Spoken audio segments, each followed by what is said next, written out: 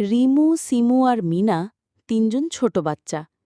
ওরা একদিন খেলতে খেলতে জঙ্গলের গভীরে ঢুকে পড়ে।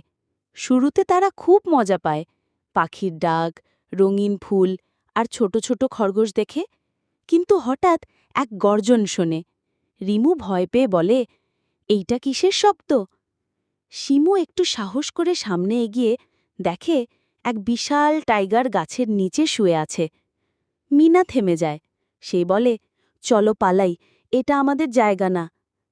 তারা দৌড়ে পালাতে গিয়ে হঠাৎ এক সিংহকে দেখে।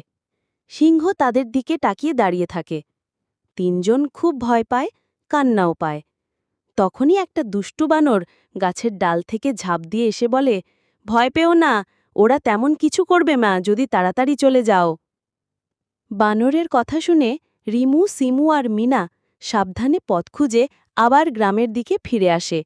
তারা হাঁপাতে হাঁপাতে বলে, আমরা আজ জঙ্গলে যাব না।